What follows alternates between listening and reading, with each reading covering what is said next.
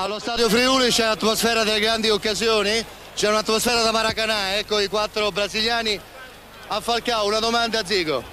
Invece di una domanda faccio i complimenti che lui riesca oggi a fare vedere il suo bello gioco come fa sempre. La grande sfida brasiliana alla fine l'ha vinta lui, Arthur Coimbra, detto Zico, con un gol che ha fatto esplodere lo stadio Friuli come una polveriera. La svolta della partita in 2 episodi accaduti quasi allo scadere. La Roma, che aveva subito per tutto il secondo tempo, va vicinissima al gol con un colpo di testa di Pruzzo. Siamo a 5 minuti dalla fine.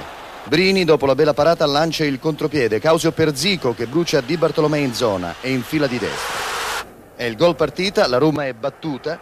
L'Udinese, come il Torino, approfitta di una giornata opaca dei giallorossi, forse appesantiti dalle fatiche di Coppa. Ma il successo dei friulani è netto e meritato e anche molto sofferto. Il fischio finale per la panchina udinese sembrava non arrivare mai. Causio, mancano pochi istanti alla fine di questa partita nella quale l'Udinese ha segnato con Zico, sembra il Friuli esploso, credo. Ma guarda che fino adesso questo Udinese ha sempre giocato, finalmente a questo meraviglioso pubblico gli abbiamo dato questa soddisfazione che aspettava da tanto tempo. Ho visto un gran secondo tempo, Causio.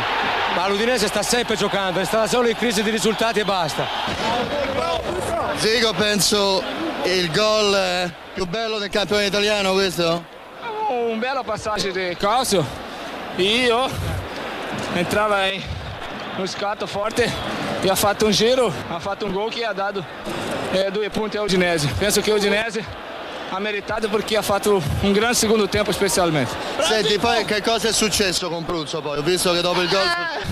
Quando loro fanno il gol, vanno a tifosi per salutare. Io non posso ir perché sono brasiliano, perché penso che ha una gelosia grande contro o Zico.